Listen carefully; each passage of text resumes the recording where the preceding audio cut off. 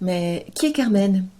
Tout le monde la connaît, mais très peu savent que finalement, c'est un personnage qui a été créé par Prosper Mérimée au XIXe siècle. Personnage qui va devenir tellement célèbre que ce fameux Prosper Mérimée, tout le monde l'oublie pour penser à d'autres créateurs.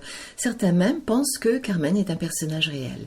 Alors c'est une gitane qui un jour s'éprend d'un soldat, lui fait quitter l'armée et il devient avec elle contrebandier. Il va vivre dans les montagnes jusqu'à ce que la belle Carmen le laisse tomber pour le toréador Escamillo. Georges Bizet, avant de cette histoire, il trouve cette histoire absolument extraordinaire, il en fait le célèbre opéra que tout le monde connaît aujourd'hui avec des airs extrêmement célèbres, c'est l'un des extraits de cet opéra que vous chantez dans la séquence. Et puis d'autres créateurs s'en emparent, comme le chorégraphe Roland Petit. Et on a aussi une version flamenco de Carmen. Antonio Gades a fait une chorégraphie. Carmen va connaître un destin tragique. Alors, qui sont les gitans? Puisque Carmen est une gitane, on sait qu'ils viennent quelque part de l'Inde et se sont répandus en vagues successives sur toute l'Europe. Certains vont passer par la Turquie et aller en Afrique du Nord, et puis d'autres vont s'installer en Europe de l'Est, et puis d'autres vont aller jusqu'à l'Espagne. Toujours est-il que ces gitans, pendant tout le temps qu'ils vont être en Europe, en Afrique du Nord, etc., ils n'auront jamais véritablement de domicile fixe.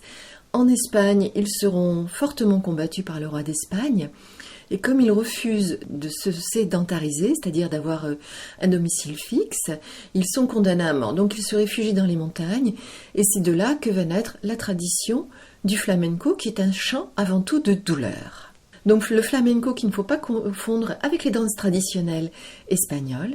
Et comme je vous le disais, Carmen connaît une fin tragique, puisque Don José est très jaloux du toréador dont elle est tombée amoureuse. Il lui demande de revenir vivre avec lui, et elle refuse. Et elle trouvera donc la mort sous la lame de Don José, qui sera arrêté, qui ira se faire arrêter au premier poste de police et qui sera donc condamné à mort.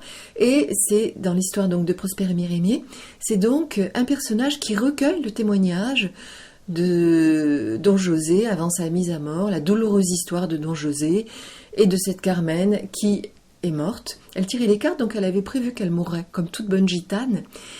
Elle sait lire l'avenir dans les cartes. Donc elle a causé sa propre mort et la mort de Don José. Donc c'est une histoire absolument tragique. Et comme je vous le disais, cette histoire va enflammer absolument toute l'Europe.